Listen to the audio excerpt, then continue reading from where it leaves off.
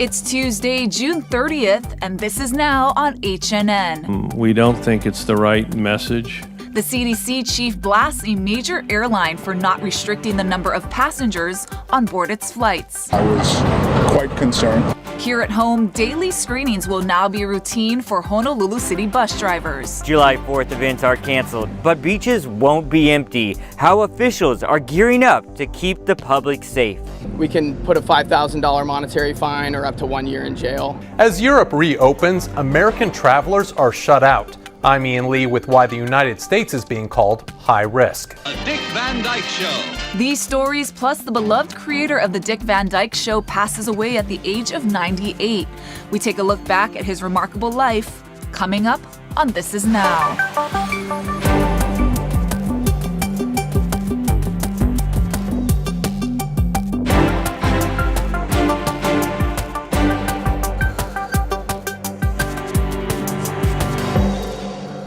Good afternoon. Thank you so much for watching This Is Now. We literally just seconds ago got new numbers from the Department of Health, and it's looking like there's an uptick in cases of coronavirus. That's right. Health officials are reporting 18 new COVID-19 cases today. We're told 15 patients are on Oahu, 1 on Maui, 1 is on Kauai, part of that cluster, and 1 case is still under investigation. While the statewide total is above 900 cases, more than 80% of patients have been released from isolation. Meanwhile, top U.S. health officials are testifying on Capitol Hill about reopening the economy, and they're criticizing American Airlines for planning to sell all of its seats, not leaving any of them open amid the pandemic. Now we're going to hear from the nation's top infectious disease expert, Dr. Anthony Fauci, and the CDC director, Dr. Robert Redfield.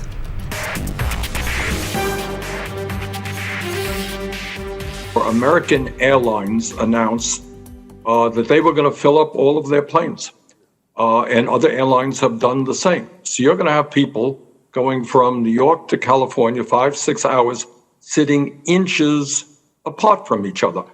And then you got buses all over America where people are kind of packed in like sardines.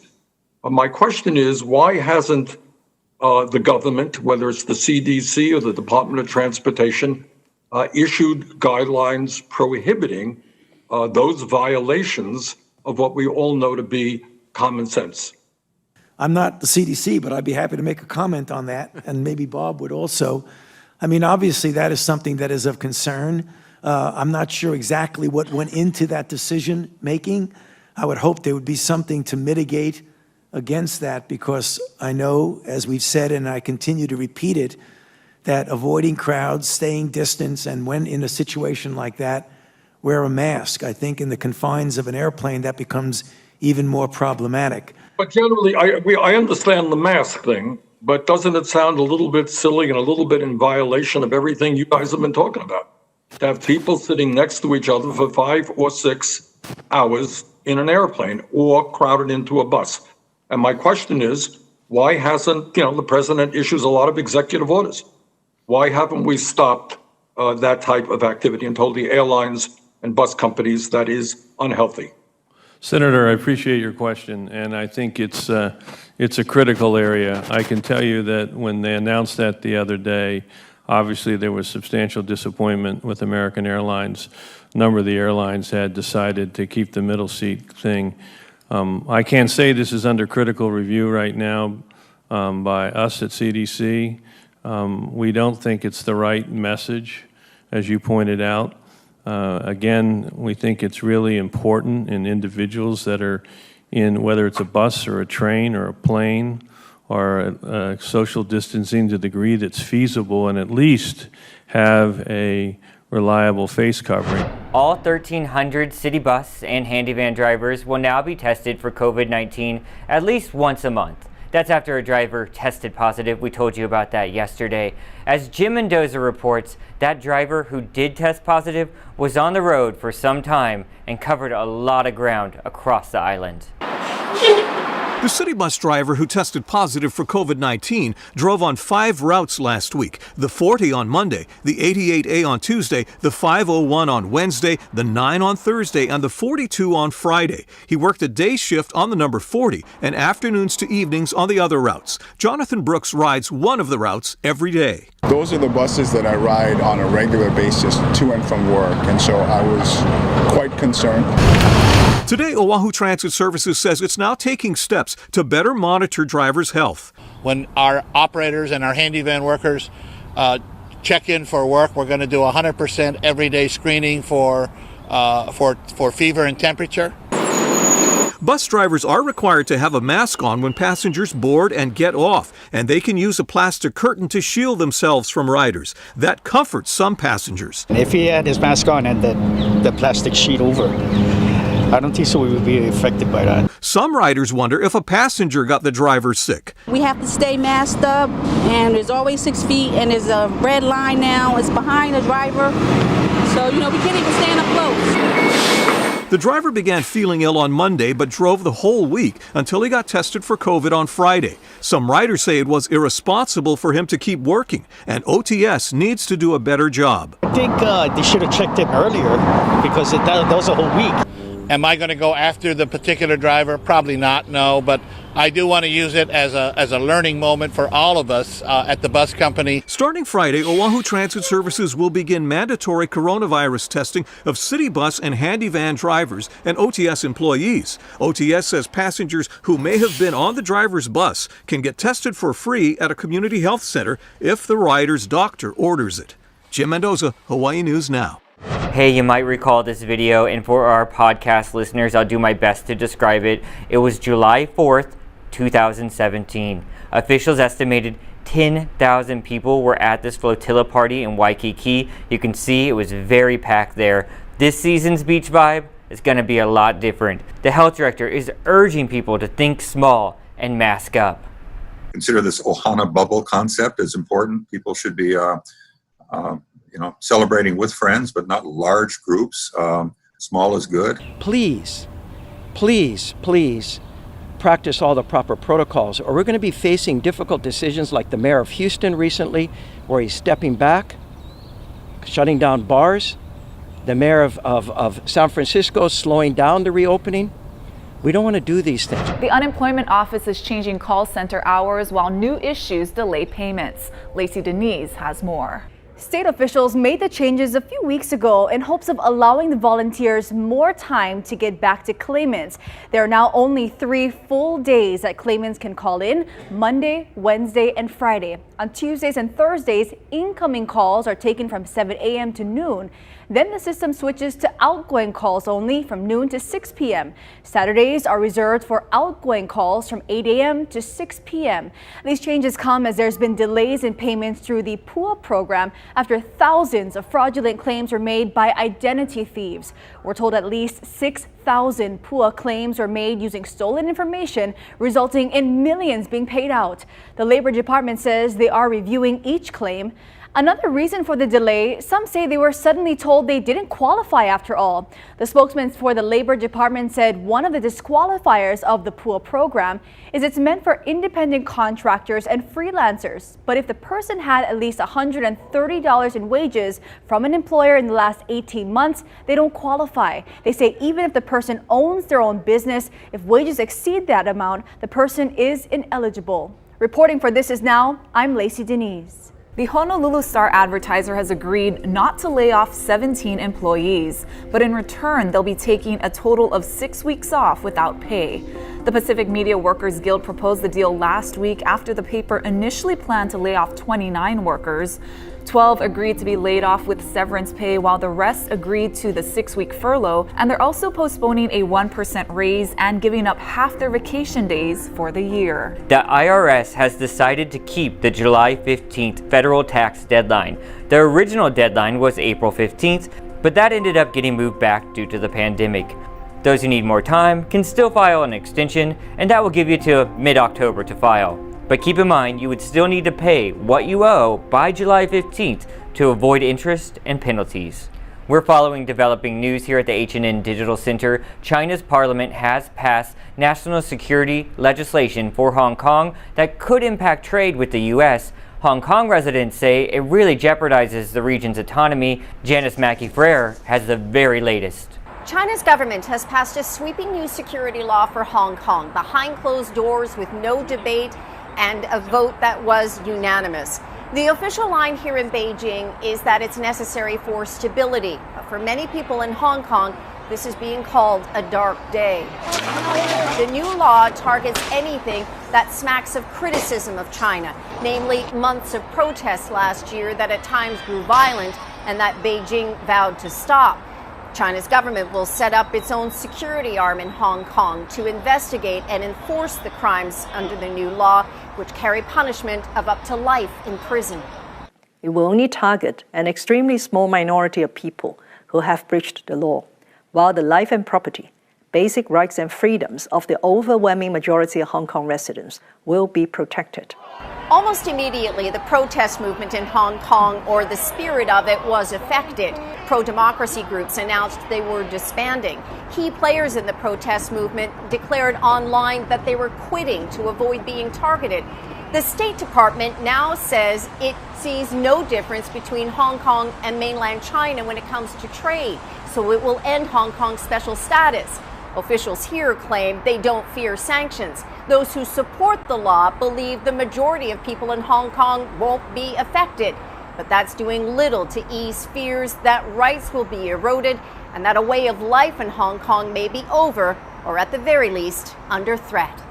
Janice Mackey-Frere, NBC News, Beijing. The FDA has released guidance that outlines its conditions for approving a potential vaccine for COVID-19.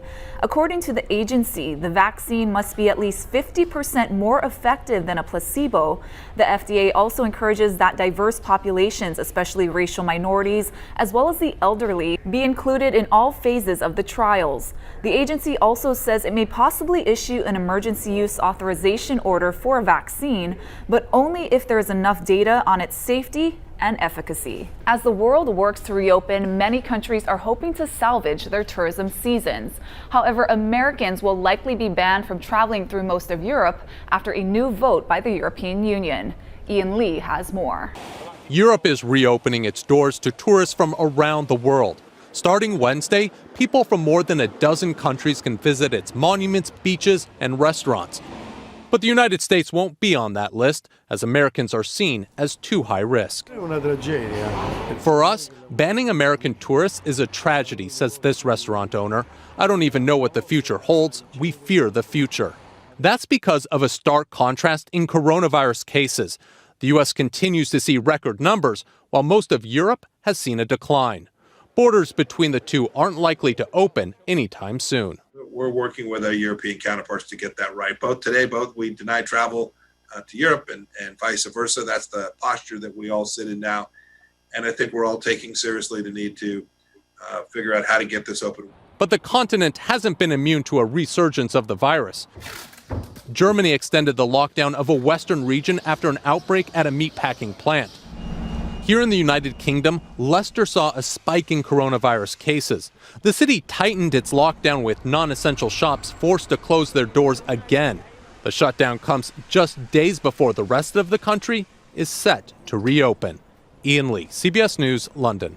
Of course, many Independence Day celebrations were canceled across the state, but the Coast Guard and other first responders are still preparing for a very active weekend. Ben Gutierrez has more. The fireworks show for Independence Day has been canceled here at Almoana Beach, but lifeguards and others are still prepared for tens of thousands to be here anyway. Residents have been flocking to the beaches statewide since they reopened, drawn by the hot weather and summertime surf swells. But the Coast Guard is still expecting more people to hit the water for the 4th, including on recreational vessels. Their big concern is people drinking alcoholic beverages while operating a boat. We can put a $5,000 monetary fine or up to 1 year in jail if you're caught boating under the influence, and it really puts yourself as the operator and other mariners at a high risk for injury or death. The state says it hasn't heard if the 4th of July flotilla, notorious for its drinking and litter in Waikiki, will be happening, but officers will be prepared if it does. At Ala Moana, parking is a problem since the Magic Island lot and its 450 stalls is closed for reconstruction, and that has caused traffic problems. Lifeguards say it could make it harder for first responders to get through on Independence Day. Then you're going to have to progress in the direction that the ambulance or the fire truck is going. Just don't forget that. Just keep moving, because if there's no place to pull over, keep moving until there is. The lifeguards also say they are not here to enforce social distancing rules, but they will remind people if those rules aren't being followed. At Ala Moana Beach, Ben Gutierrez, Hawaii News Now. I really hope no one's planning to do the flotilla this year. But you know one thing that will really make it that matter, the crowds? The weather. Absolutely. Yeah, of course. Let's take you outside where the time is now 12:15, the temperature 84 degrees. Here's Guy Hoggy with a first look at your holiday forecast.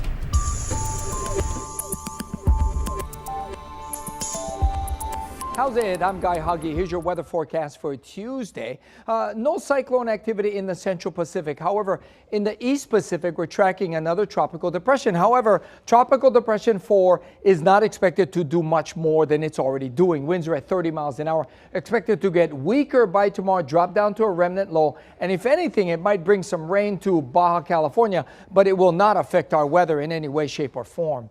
This morning, we're tracking some showers, some clouds moving into the windward sides of Maui and the Big Island. They'll likely bring a few showers, but overall, we're expecting mostly dry conditions out there, especially for those leeward areas. Now, the trade winds will be getting stronger today and hold firm through tomorrow before backing off before the weekend. So enjoy those trade winds. They'll bring humidity levels to more comfortable levels today. And the surf's on the way down. High surf advisory has been tossed out.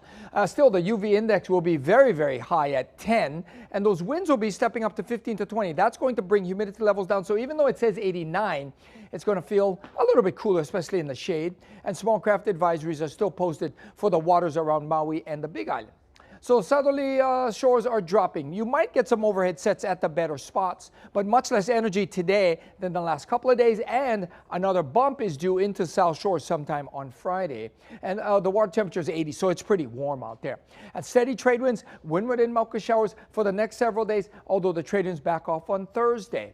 We'll have more details on air and online. Thank you, Guy. Some Hollywood news now. Comedy legend Carl Reiner has passed away at the age of 98. The famous writer, director, actor influenced generations of performers with a career that spanned decades. Michael George has more. Carl Reiner never stopped sharing, offering his musings over Twitter right up to the end. Just 2 days before his death, he wrote these poignant words about his family. Nothing pleases me more than knowing I've lived the best life possible by having met and marrying the gifted Estelle and bringing Rob, Annie, and Lucas into the world. Rob is his eldest son, the actor and filmmaker, honored in a joint Hollywood Walk of Fame ceremony in 2017.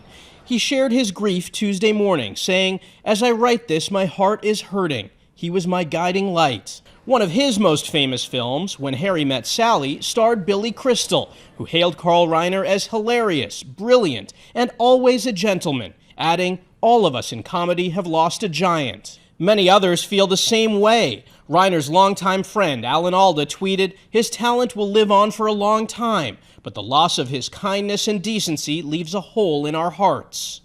Steve Martin starred in several of Reiner's films and wrote, "Goodbye to my greatest mentor in movies and in life." The Dick Van Dyke Show. Dick Van Dyke, who starred in what was arguably Reiner's most famous creation, tweeted that Reiner was his idol and a man with a deeper understanding of the human condition. Michael George, CBS News, New York. Another legend lost there in Hollywood. The Dick Van Dyke Show. I have such good memories of watching Nick at Night and just binge watching that before Netflix, before Hulu. Oh, yeah. He definitely brought a lot of joy to people. Yeah, definitely. Let's bring some joy to people. Let's see what's happening on the internet right now. That's right. Today is Social Media Day, but let's face it, for most of us, every day is Social Media Day.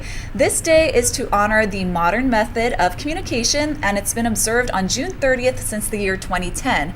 Today, you're encouraged to follow someone new on Instagram who inspires you, try a new recipe on Pinterest, or reach out to a long-lost friend. friend on Facebook. Okay, I didn't know there was a social media day. Me neither. Don't know if we need it, but happy okay. social media day. Yeah, happy one to you too. All right, this next story is super cool. Scientists have developed a glove that translates sign language into speech in real time. Wow. Yeah, very cool, right? The goal is to let deaf people communicate directly with anyone without a translator. The glove has sensors on it, on its 4 fingers and thumb. They identify words and phrases, letters in American Sign Language. The signals are sent to a smartphone app, and then they translate them into short spoken words fast. They also use this technology on the mouth because there's certain symbols and facial symbols that you use in sign language, of course. Very cool. Love technology when it brings stuff like this to us. Absolutely. A lot better than social media day. Yes.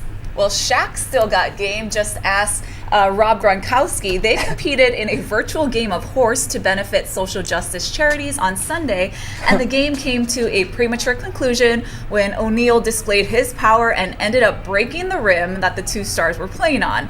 Now, the former Los Angeles Lakers star was playing for the Boys and Girls Clubs of America, while Gronkowski was playing for the NAACP. The 2 faced off in other challenges that included a lip sync battle, a grilling challenge, and a hot wing eating challenge.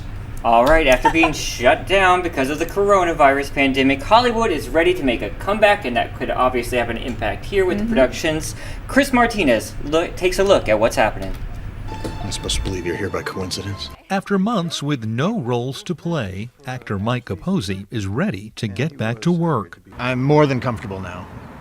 Everyone seems to be so aware and cautious that I have no fear. Capozzi is among the legion of workers in Hollywood sidelined by the coronavirus pandemic who now have the green light to continue production.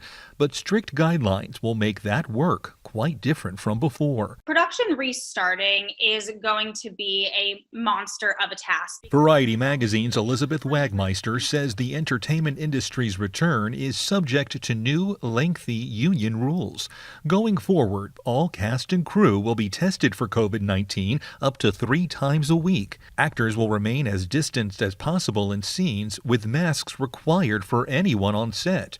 And every set will be closed to the public, with live audiences discouraged. All that could leave Hollywood having to come up with new ways to tell stories. I believe that content will look different because the writers are going to have to rewrite to make sure that people can be as distant as possible. Let's see you time travel out of this one, Bill and Ted. I was in that! Capozzi, who plans to film a screenplay he wrote later this summer, is now considering even more measures on his set. We're a smaller production, but we're considering doing what a lot of larger productions are doing and quarantining the cast and crew together. Necessary changes to ensure the show can safely go on. Chris Martinez, CBS News, Los Angeles. All right, thanks, Chris, for that report and update. Let's get to some more good things, folks. Good news now. What you got for us, Ashley? An adorable update on those baby giraffes we told you about last week. The Honolulu Zoo says Neelix and Sandy were successfully introduced to its 20-year-old resident giraffe Squirt today. And as you can see, now they're one big happy family.